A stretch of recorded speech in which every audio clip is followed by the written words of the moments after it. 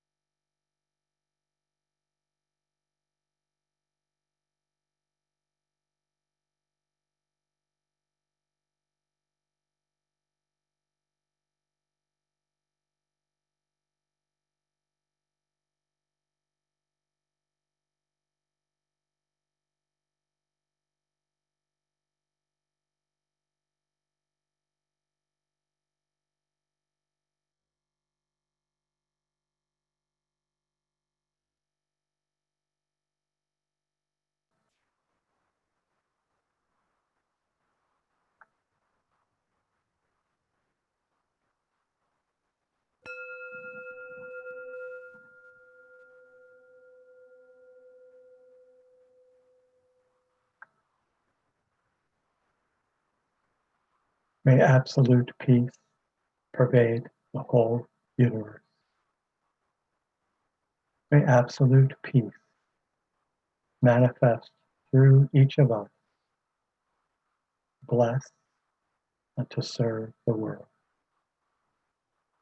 May absolute peace abide in us as we abide in it now and forevermore. Om Shanti, Shanti, Shanti.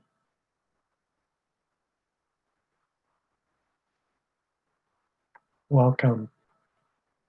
Tonight we're going to continue our exploration of the Dhammapada. It's the 14th verse of the 6th chapter. We introduced the verse last week, and so we're going to continue with that. I'll read the verse for all of us. Those who have carefully cultivated their minds in tune with the elements of enlightenment, who, without grasping, delight in detachment, cleansed of all corruption, and therefore shining brightly, send forth brilliant light. We're going to focus on these elements of enlightenment. So in the Pali verse, it refers to bojjhanga, and that is etymologically, that is a combination of two words. The first of those is bodhi, B-O-D-H-I, and the second is anga, A-N-G-A. So bodhi can be translated in many ways.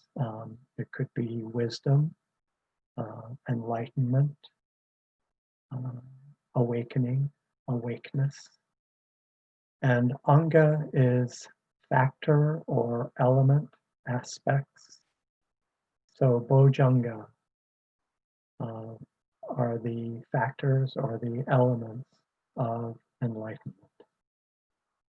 So there are 7 of them, as shared in the Pali Buddhist canon. Pali Buddhism is the Buddhism of Theravada. And I actually haven't explored if they are precisely the same in other Buddhist traditions. That's an interesting thing to consider. Oftentimes, the different teachings have different focuses or aspects that are explored. The Buddha just did an extraordinary job of, in a way, dissecting or diving into human psychology and into the subtleties and nuances of all human experiences. And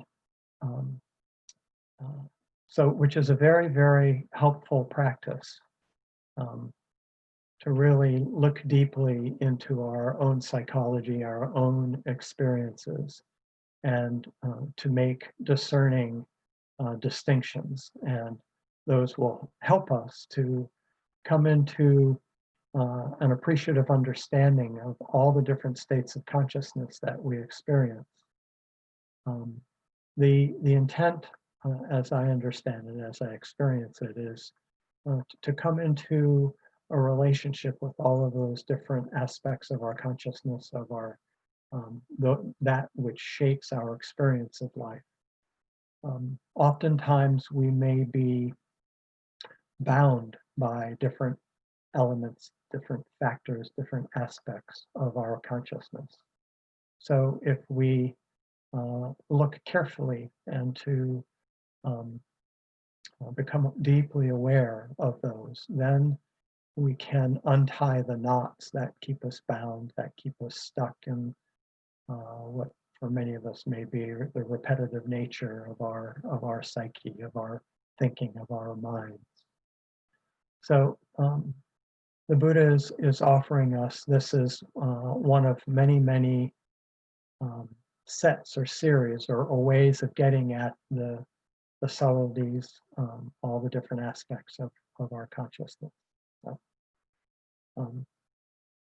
the first that I'll mention, so there are 7 of these that we're going to dive into tonight. Now, our time is short, so we're only going to be able to touch on these. I could spend forever sharing and delving into the different aspects of these, and so we'll touch on them tonight. And I certainly invite all of you to continue your exploration. You can certainly Google, research, read. There are many wonderful treatises, teachings, lots of different people who have different ways of getting at these, which are really exquisite and helpful for all of us. So my hope in touching on these tonight is really to just give a sense or a taste, a glimpse of what these elements of enlightenment can offer to all of us in our lives, in our experience of life. I'll also mention that I see myself as a beginner. I have been a student of specifically Theravada Buddhism for many years in my life. And as I meditate with these different teachings, I go deeper and I see them in new ways. And so, which I think is a wonderful aspect, which I think is revealed in the specifics of the teaching, but to have that open-heartedness and that receptivity to seeing ever more deeply. We're never finished on this journey, and certainly as we explore and discover more for ourselves as individuals, then we can also see how these teachings are relevant for us in our specific day and time, in our culture, in this time of life on the planet. And then for our communities, at all the different levels of community, these teachings have relevance. So this is just the beginning. It's always just the beginning. I am a beginner. So the first of the 7 elements that are explicated is sati, and that's translated as mindfulness. Sati is there are lots of translations, and I would like to get at a couple of fundamental aspects of sati or mindfulness. Mindfulness is, another translation is bare attention. Sati is not thinking about. Sati, as I experience it, is bare attention, awareness of, and with nothing added, without explanation, without description. And we practice this bare attention, this awareness of absolutely everything in our life. So sati is an entry point into these other aspects, as we can practice this awareness, sati, in our meditation practice, in the very specific dhyana of the meditation practice. So we practice awareness, bare attention. For me, my meditative practice is an eyes closed practice. But certainly sati is a practice for all of our, at all times. Eyes closed are what I call my eyes open meditation, the meditation of moving through the day's activities. And one of the ways that the Buddha speaks of sati is mindful when we are sitting, mindful when we are standing, mindful when we are eating. And so present, aware, being very, very conscious in each and every moment. Again, endeavoring to do so free of the description, free of the analysis, but just bare attention, pure awareness.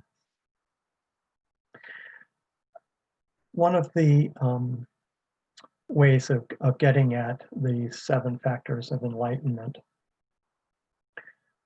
is to, it is a way of cultivating an even temperedness. You could, if you like, consider sati as a neutral middle ground, and the other 6 factors can help us. There are hindrances in the Buddha's teaching on this way of living, and 2 of the hindrances are what are called sloth and torpor.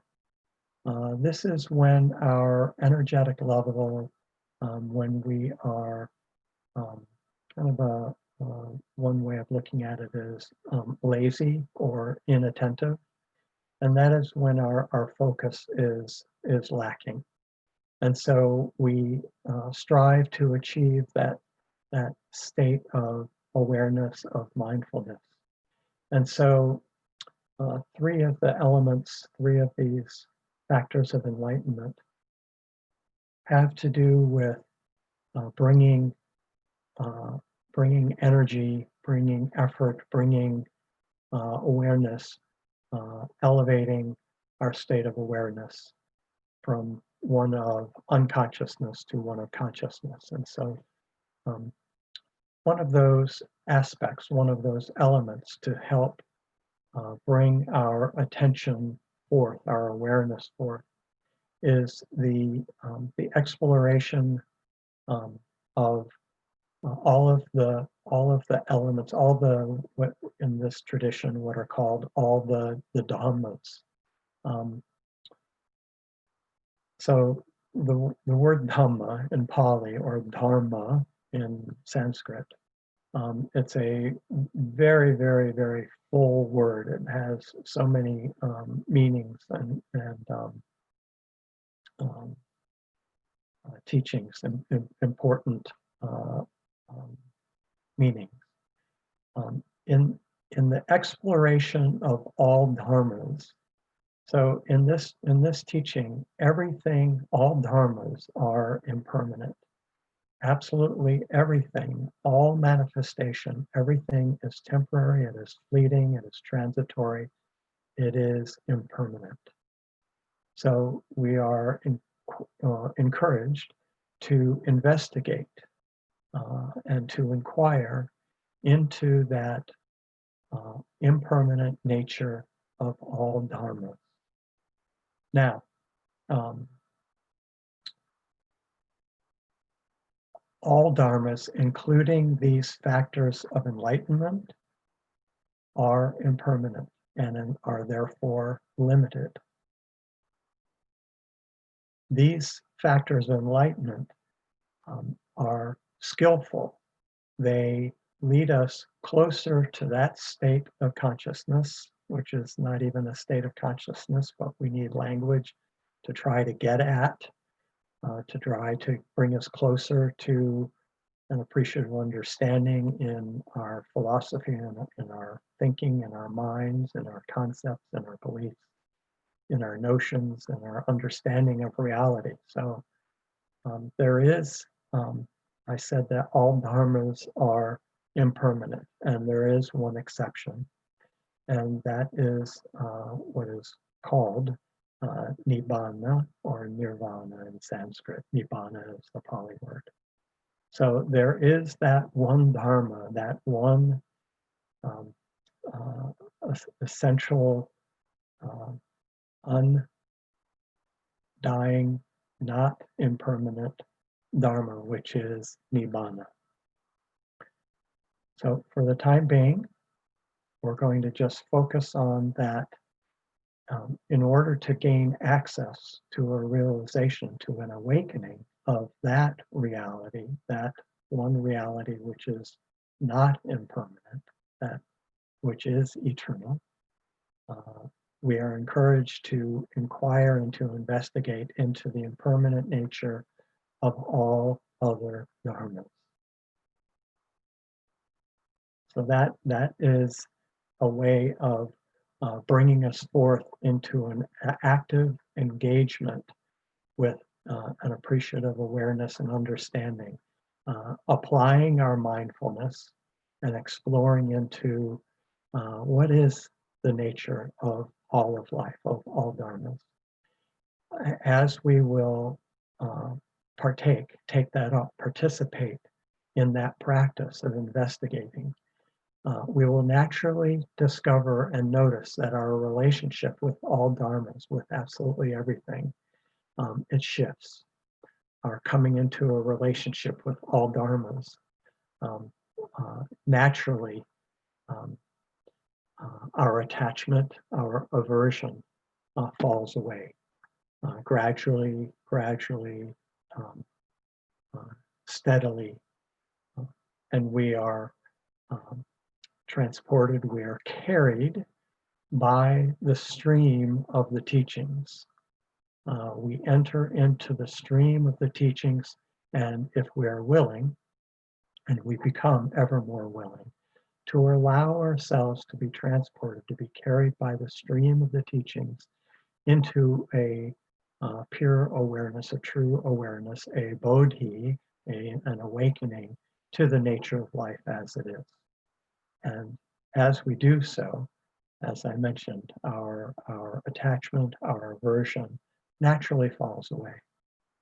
So these teachings are offering us a path, a raft to the far shore of realization of the nature of life. So one of those elements is to inquire, investigate for ourselves. So we're giving these teachings, but we're encouraged to make them our own, to understand them for ourselves.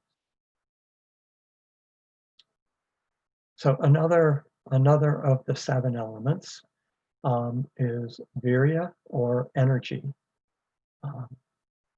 So we are invited. There are lots of aspects of virya, of this energy. One is one of the aspects that is present to me tonight, and that is a kind of a curiosity or an enthused curiosity into the exploration of the nature of life. And it is to, if we notice ourselves being in a vibratory state, which is low, which is not engaged, or even one that is feeling confused or lost or even hopeless or discouraged. It is to develop a capacity and ability within ourselves at any moment to apply ourselves, to apply these teachings. These are, as as I mentioned, with that exploring, that we're encouraged to engage and to even our own states of consciousness, to not be attached to them, not to be averse to them, but to really dive into them, to meet them, to greet them, to welcome them, to embrace them, all those states of consciousness. Again, coming into a relationship with all of those states of consciousness, all of our experiences.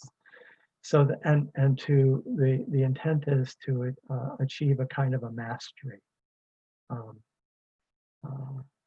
I think many of us know that even those very difficult, painful experiences in our lives, if we will lean into them.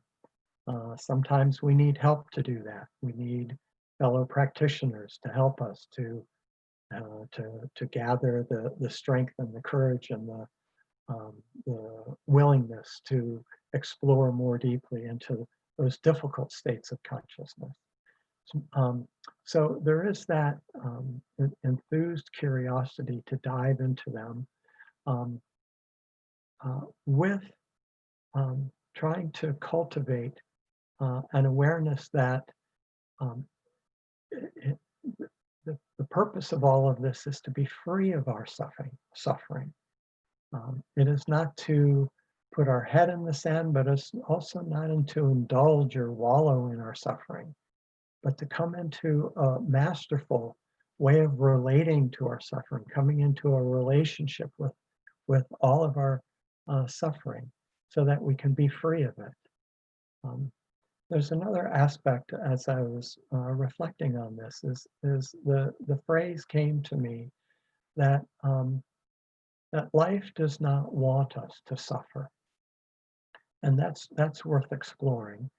Um, Interesting that the Buddha's teachings, the Four Noble Truths, in a way, are about suffering. It is that there is suffering in life, that there are causes to suffering, that there is more importantly, or deserving of our focus, is that the purpose of this is the cessation of our suffering. And then the Buddha offers us a path forward to the cessation of suffering. So this enthused energy, this enthused curiosity as applying energy of leaning into, of moving into all states of experience and coming into a relationship with those, such that we may experience freedom with regard to all of it, including our ecstatic, joyful experiences. So the next factor is joy, or piti. Um, uh, Joy is also translated as rapture, as um, as a way of energizing our practice. So, and yet this is also a temporary dharma, or dhamma. It is a factor of enlightenment. It is in the teachings. It is what is called a mundane factor, a worldly factor. It is temporary. It is permanent. I think we don't have to look very far to recognize that joy is one of those experiences that we have, or that rapture, that blissfulness that we have as we move along and we see we garner new insights. We see things anew, afresh, in new ways, and we develop greater understanding and appreciation, and really just have to fall into this, or don't have to, but we can fall into this joy and this rapture of, oh my God, life is not everything that I thought it was, that there are other ways of seeing life, that mastery, freedom from suffering is indeed a possibility. Not even a possibility if we will dedicate ourselves, if we will dive in, it is an inevitability that we will arrive at that.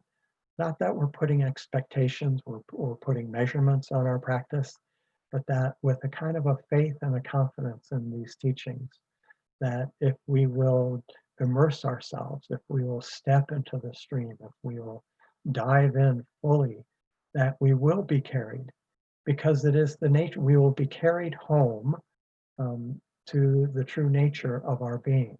So all of this suffering, it is temporary, and it is not that lasting, deep, abiding, uncaused, unconditioned state of awareness, of realization, of awakening, of bodhi, of nibbana, of realization of that.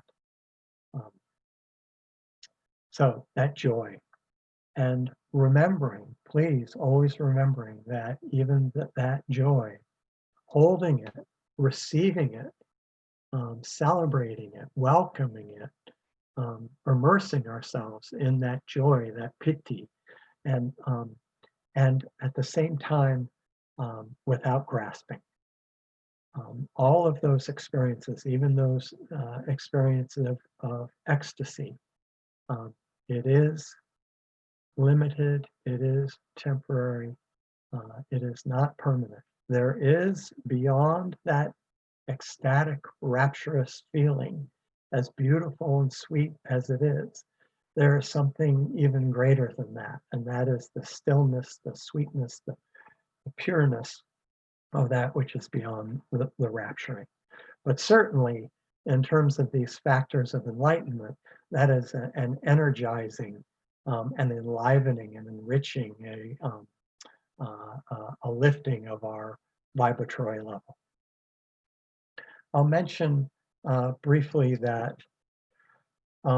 the notion, the understanding of a perfectly tuned instrument. The Buddha speaks about a stringed instrument, that if it is tuned, if the strings are too loose, then plunk plunk, you get no vibrate, you get no tone, you don't get that beautiful sound of the instrument.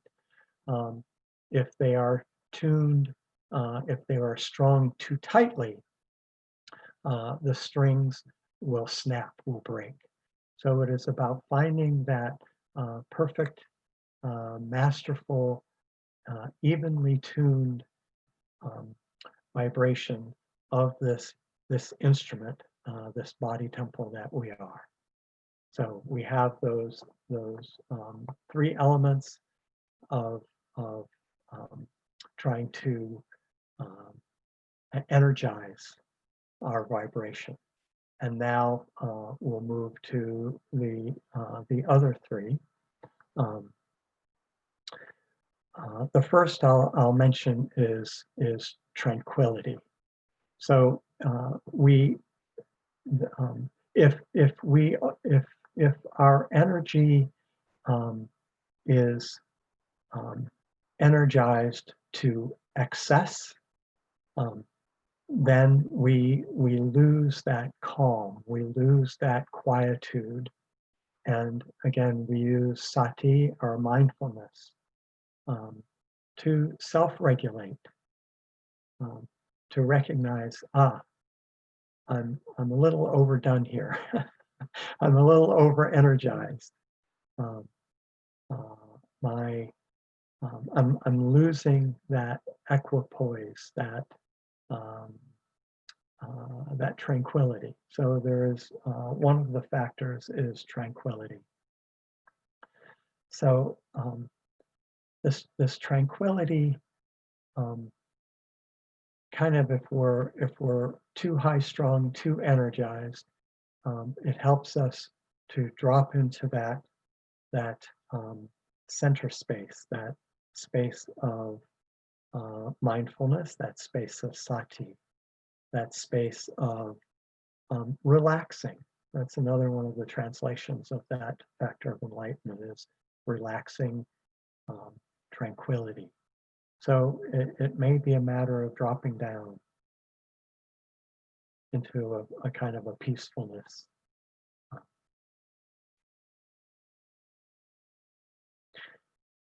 Then another factor, another of the 7 factors, is samadhi. So samadhi, again, a very rich, full of meaning word. What I'm going to focus on tonight is concentration. So if we will, so much of this is about the nature of the mind, of consciousness, of our consciousness. So if we find ourselves spiraling, being excessively energetic, we can bring ourselves to a state of quietude by concentrating the mind. So certainly the Pali Canon, as the whole Vedic, Upanishadic, Vedantic, all the different schools of teachings in India, as well as other traditions throughout the world, give us pathways, practices to concentrate the mind. When we will concentrate the mind, what comes about is a stillness. In that stillness is found a tranquility. We do that within ourselves. We establish ourselves in meditation, in concentrated meditative practice. Within us, there may be many energies that sometimes may be very, very turbulent, stirred up, and an effective way for us to find a deep stillness below the turbulence, and yet within the turbulence, but below, going deeply, concentrating the mind.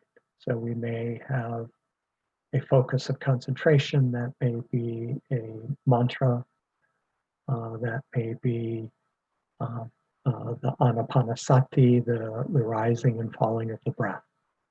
The point is for us to, at any moment when we feel ourselves to be carried away with turbulence, with excessive activity of the mind, then we can use our concentration to still the mind, to find stillness, to return to that deep, quiet place.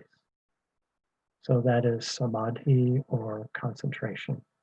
Again, we're only able to touch briefly on all of these for tonight. So the final factor is upekkha. Upekkha is equanimity. That is an acceptance, a welcoming of life, just as it is. True peacefulness, being at peace, receiving life as it is, with nothing added, just as it is, without attachment, without aversion. So, again, I invite you all, as I will, the rest of my days in this embodiment, I will continue to explore and discover new insights, new understandings of these 7 factors of enlightenment. Thank you.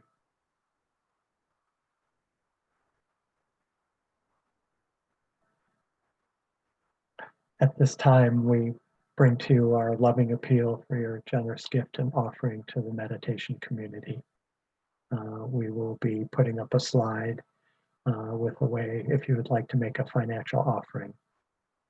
We thank you with all our hearts. Your contribution helps us to keep offering these teachings in this form, in this way. And so there will be a slide for those of you who are joining us over the phone or perhaps on YouTube or Facebook. If you don't see the slide, you can go to our community website. It's awakeyogameditation.org, and there you'll find a link. So we'll pause for a few minutes, and then I'll come back with closing comments, remarks, and a prayer. And thank you very much. We'll have some beautiful music now for a few minutes.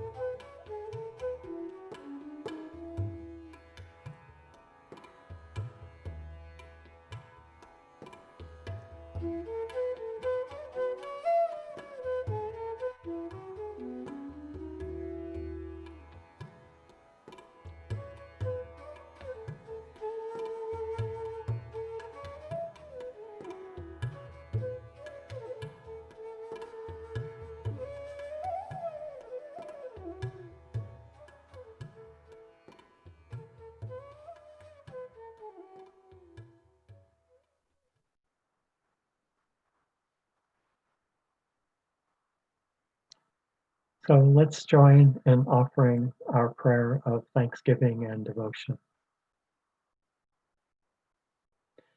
Heavenly Father, Mother God, may thy love shine forever on the sanctuary of my devotion, and may I be so permeated with thy love that whoever comes into my presence feels upliftment of consciousness and brightness of heart. We thank thee for the outpouring of thy grace. Amen. So a final comment about these factors of enlightenment. So they were gotten at, they were delved into and articulated by Siddhartha Gautama Buddha over 2,500 years ago. And he called them what he called them. But these are energies, vibrations that are trans. They are across all traditions. They are just the nature of this life.